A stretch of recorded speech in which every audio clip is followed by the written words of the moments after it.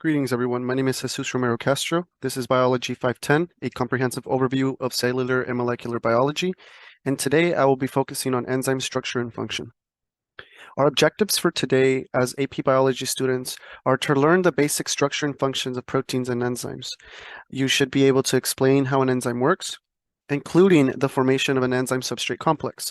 With that, you would be able to describe the factors that can affect enzyme activity and function, to overall, as a class, discuss the process of protein denaturation. As an introduction, we know that in the human body, there are different organs. One of the organs, for example, that exists are bone. Bone itself is made up of tissue called bone tissue. These bone tissues have cells. Microscopically, these cells have organelles, these little tiny organs within an individual cell. But these organelles are comprised of even smaller things called macromolecules. There are various macromolecules, but the one we will be focusing on today are called proteins. Proteins themselves have various functions. They're found in all living organisms and are involved in most of life processes. That includes regulation of things, involved in structure, movement, transportation within the cell, signaling as well. But the one we will focus on today is catalysis, being able to catalyze things. That is what enzymes do. So before we understand what enzyme structure and function is, we need to understand what a enzyme is even made up of. So in order to understand that, we need to dive into protein structure. We know that there is DNA. DNA is made up of building blocks. ATCG. These ATCG are in a specific pattern. These specific patterns, when they're read and transcribed, they make up protein. So in essence, our DNA actually transcribes and makes up proteins. These proteins are actually made up the most basic building block called amino acids. DNA codes for amino acids. There are 20 amino acids out there. These are the mighty 20. There are 9 essential amino acids, meaning that you need to absorb these within your diet. The rest of the amino acids that exist, like alanine, arginine, proline, these are not essential. These are stuff that your body can make on its own. The basic structure of an amino acid looks like this. There is a side chain, which varies depending on what amino acid it is. There is an amine group and a carbonyl group. The carbonyl group is negative, the amine group is positive. Together, each individual amino acid, when they bind to other amino acids, like a positive with a negative, and then another negative with a positive down the line, these guys make a peptide bond. These peptide bonds will then form something called a polypeptide chain. So these polypeptide chains, look at it as a necklace. And every individual bead is an amino acid. Together, these guys make up a protein. There are different structures to proteins, though. There are 4. There's a primary structure, a secondary structure, a tertiary structure, and a quaternary structure. The primary structure is what I showed you right now. That necklace that you've seen, these individual building blocks, these amino acids, when they are binded together by in a polypeptide chain, these form the primary structure. These will determine how a protein folds. These are covalently bonded. The secondary structure can either have 2 conformations, 2 forms. You have an alpha helix that looks like a rod or linear structure. You have a beta pleated sheet, which is in a zigzag fashion. When you see enzymes out there, or you see proteins, these are kind of denoted by these arrows. So notice how there are arrows here. There's beta pleated sheets, and then there's alpha helixes here. There's 2 alpha helixes and various beta pleated sheets. That is the secondary structure. These are binded together with the amino group and the carbonyl group by hydrogen bonds. Tertiary structures themselves, these are the 3D structures. These then start forming 3D images. The amino acid side chains interact with each other non-covalently to form a bigger unit, a bigger form of beta pleated sheets and alpha helixes into something much bigger. Well, when you get these tertiary structures and you combine other tertiary structures to them, you get something called a quaternary structure.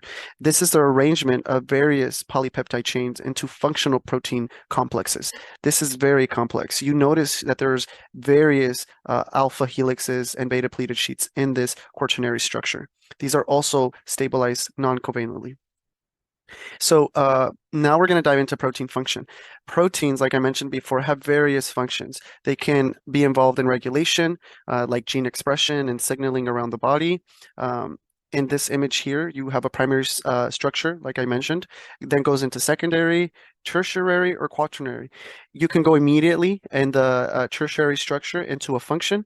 So the structure of the amino acids binding together can then quickly, as soon as a tertiary structure, then start doing things like providing structure or movement or transportation, or it might actually need to be folded a little bit more in their quaternary structure to be able to actually have a good function in the human body. These can these proteins can also serve in providing mechanical support for the shape of the cells, tissue, or organs, be involved in movement to generate force. They can transport things around the cell or around the body.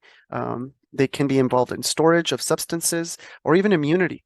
So every time you get a vaccine or something like that, the immunity that you build up over time, that has a lot to do with proteins. But the one thing that we will be focusing on today is enzymes. So proteins can also work as a catalysis. So they can catalyze chemical reactions by lowering the activation energy required to achieve a reaction. So that's denoted here in this picture. Notice how this ball is trying to make its way down the hill. There's an activation energy, meaning the energy that it takes for this ball to make it over the hill. But there's this activation energy slash wall. Notice that here, normally, this wall would be high and this ball can't make it over. But when you have enzymes, these actually lower the activation energy, and now this ball can make its way over the barrier that's set right here. So enzymes have a specific structure. The best way that I learned it was the lock and key model. Is a specific structure to an enzyme, and only a specific thing can bind to that specific structure. So just like there is a specific key to a specific lock, and there is a specific lock to a specific key. So the structure of enzymes bind to a specific substrate or molecule. So let's pretend that in this model here, the substrate is the key, the enzyme is the lock. So the lock only likes a specific substrate. The enzyme only likes a specific substrate. These bind together in this little groove right here called the active site. If you want to look at it more in depth, you can look at this picture here. And in this picture here, this right there, this structure right here is an enzyme. This enzyme right here has specific sites called active sites. These active sites allow substrates to bind to these particular regions, just like in the key model. These active sites are where a whole complex gets formed. When these substrates bind to an enzyme, they then form something called an enzyme-substrate complex. These enzyme-substrate complexes bind together, they link up, and they allow something to they allow a reaction to be processed much quicker. Once they form an enzyme-substrate complex, and the reaction takes place, all the binding that needed to happen already gets done, then they unlink, and notice how the enzyme did not change at all. That's a property of enzymes. They don't change during chemical reactions. They remain the same. They're just helpers. They help stuff get done around the body. So here, the substrates, this green one and this red one, notice their shape. After an enzyme came and linked these two up, they then changed different shapes. So now these substrates became different products. You have a product that has a little bit of green and a little bit of red, when initially that red didn't have any green. So notice how this enzyme helped out the process.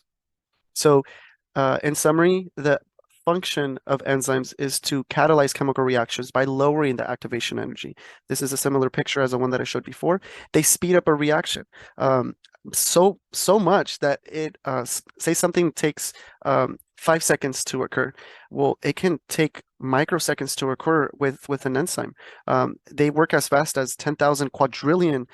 They speed up a reaction that fast as 10,000 quadrillion, at a rate of 10,000 quadrillion. And it's very specific. So there are specific enzymes for specific substrates.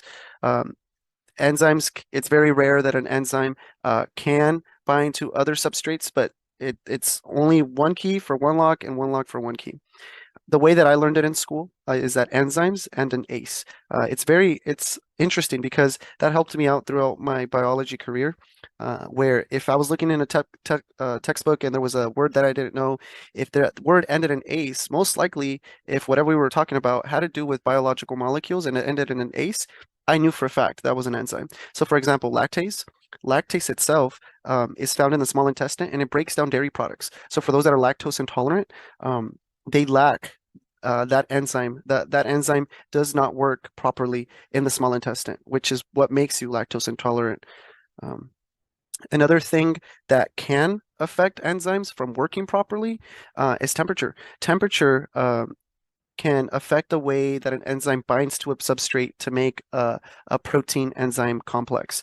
Um, Now, note that all enzymes work best at specific temperatures within an organism. Here, a human, a specific temperature that would be ideal for a human, an enzyme within a human could maybe be here within maybe 30 degrees Celsius. But note that a heat-tolerant bacteria, which is a completely different organism, enzymes within that organism prefer anywhere between 70 degrees Celsius. So depending on the organism is an enzyme that works best for them. Now, temperature, ideally, if you increase the temperature within the environment, an enzyme will work much, much quicker. And that's great because you want things to not only work fast, but if possible, even faster. So increasing the temperature increases the enzymatic activity, and it allows more substrates to bind to the active sites more frequently. Um, pH can also affect the way that an enzyme functions. It affects its catalytic performance. Most enzymes work best under average pHs. Remember that all organisms are different, and some organisms have different pHs. Within the human body, your blood's pH is about 7, but then within your stomach, your pH there is about 2. So notice that even within the human body, there's different pHs depending on where you're at. Well, different enzymes will work better in different areas. So pepsin, which is located in the body, in the stomach, within the human body, that works best like about at a pH of 2. Optimally, that's what it would like. But something like salivary amylase, which is in the mouth, that breaks down things within saliva, that works best at about a pH about 7, which is what our normal pH is. So note that there's different factors that affect different things. Another thing that can affect enzymes' way of functioning is something called inhibitors. So they interfere with the activity of an enzyme. It either prevents or slows down an enzyme's rate of reaction by blocking the active site. So there's many inhibitors out there, but two that I will focus on is something called a competitive inhibitor and a non-competitive inhibitor. A competitive inhibitor resembles an enzyme's normal substrate, but competes for the active site. So for right here, notice that there's an enzyme here. The normal substrate for this enzyme is this triangle looking thing. This will bind with that active site. However, a competitor comes and competes for the active site and does not allow the normal substrate to bind to that area. This is competitive inhibition. Non-competitive inhibition is slightly different. So instead of actually binding to the specific active site, it binds somewhere else on the body of the enzyme, and it does not allow the substrate to bind. This is non-competitive inhibition. Denaturation is one of the most things that affects enzymes' activity. Denaturation is the process of an enzyme losing its function because the structure changed completely. So it loses its shape, and now the substrate can't even bind to the active site. So it is similar to competitive inhibition, but this has to do with the environment and not so much about other molecules interfering with this process. So the environment, for example, if there's an enzyme and the environment changes by heat, if it's too acidic, if there's salts involved, or say it just gets teared apart, that will change it back to its primary structure. This protein, instead of it being in its quaternary structure, now it's in its denatured state. So a very good example of this is cooking eggs. So cooking eggs have enzymes also. They have proteins in there that are in different conformations. It can be in primary, secondary, tertiary, or quaternary structure. But cooking it itself changes a lot of the proteins within the egg back to its primary structure state. Another example within the human body is sickle cell. So there are some people out there that suffer with this disease where normal people have red blood cells like this that have this concave shape. This is what a protein looks like. Sorry, the protein complex of hemoglobin, which is red blood cells. This is what the normal conformation looks like. However, with sickle cell disease, notice the shape changed. So this is a genetic disease that is not so much of denaturation because of the environment, but something genetic. But either way, the structure changes. So now overall, the function of the enzyme changes. The function of the protein changes itself. Here are some resources to better develop your sense of enzyme structure and function that I would recommend you guys take a look at. You can dive deeper into the virtual biology classroom with these links. There is an assessment where you can do an interactive quiz and practice your understanding, and there are simulations that you can also dive into. Here are my references. Thank you very much, and I hope you learned something.